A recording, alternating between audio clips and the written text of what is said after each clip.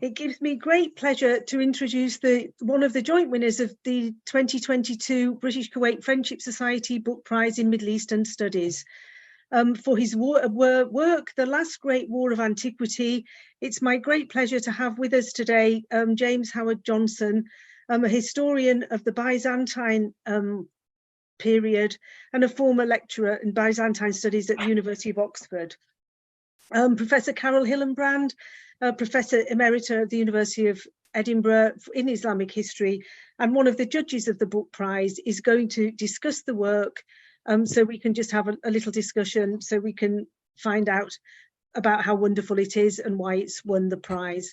So without further ado, I'm going to hand over to Carol and James and let them have a discussion. Thank you. Thank you very much, Louise.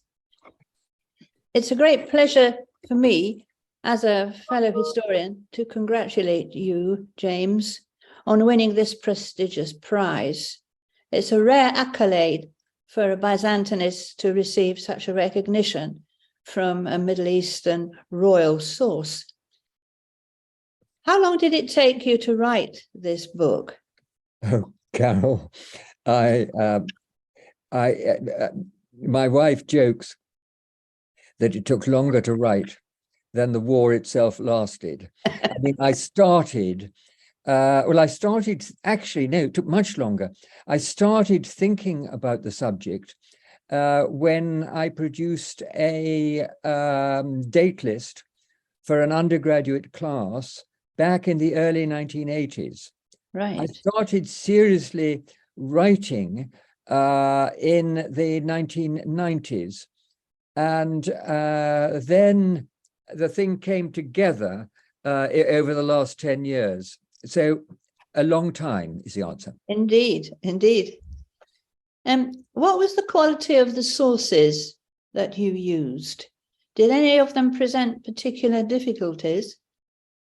Yes. A lot of propaganda was spewed out in the course of the 30 years of the war between the Romans and the Persians in the early 7th century. And a lot of that propaganda has lodged itself in the sources. But to counter that, some of the sources contain documentary information derived, basically reproduced or summarized from actual contemporary documents. So with the help of that, it's possible to begin to sort out the reliable from the unreliable, yes, the material that survives. Well, I really did admire the pictures in your book. They were really very, very fine.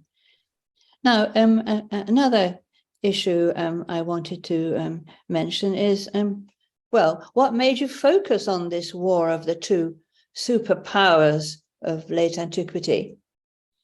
Two things. There are two reasons. The first is that I found myself teaching a subject at Oxford to undergraduates, which I'd not studied myself. I mean, I was a classicist as an undergraduate. The subject was set up by Peter Brown and the late Dmitry Obolensky, entitled The Near East in the Age of Justinian and Mohammed. And in the course of teaching it, I mean, I became more and more interested in the field in general.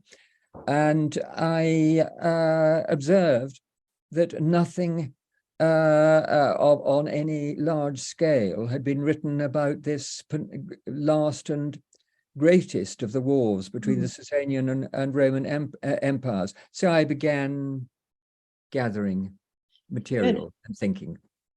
And what about the role of religion in this war? A very good question, of course. And of course, the 7th century is an age in which religion really comes to the fore, of course, above all, as a driving force behind the Arab conquests. Yeah. So now, in the course of the war, the Roman side, which was the losing side for 3/4 of the war, the Roman side resorted to religious propaganda at a fairly early stage. Well, above all, when Jerusalem was captured. So then there's a great burst of propaganda.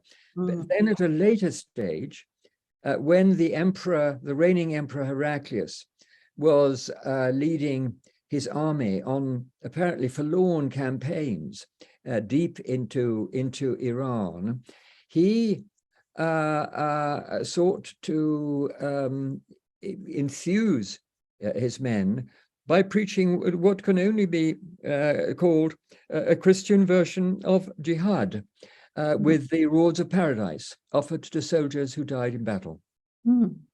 But there was a great unfairness in this, because the Sasanian Empire, which had an official religion, Zoroastrianism, had very large non-Zoroastrian minorities.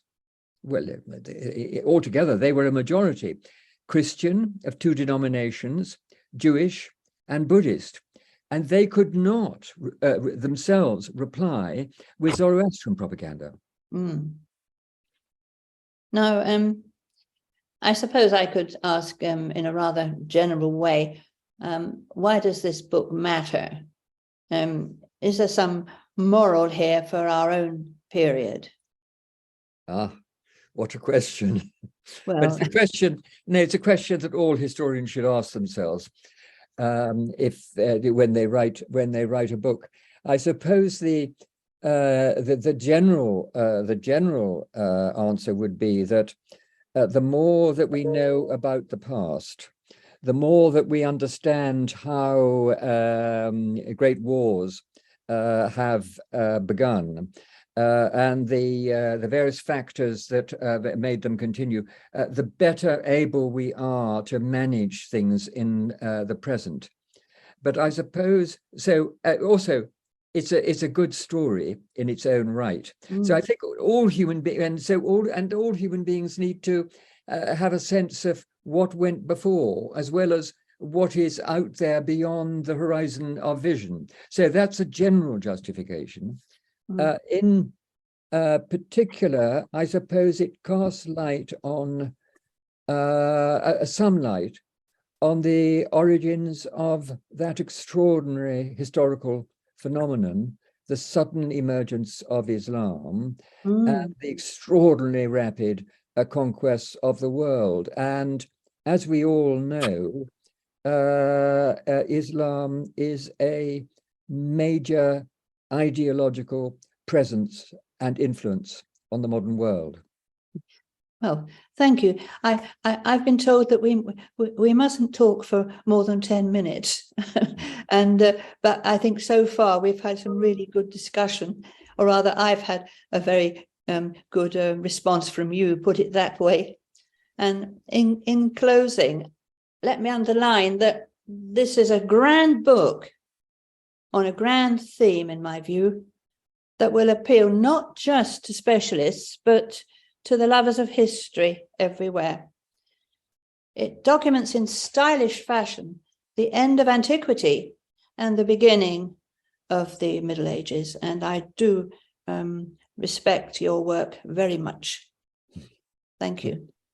Well, thank you very, very much. That is very flattering of you. Well, I've read the book again in order to be au fait for this meeting, and it's your style of writing is so good as well.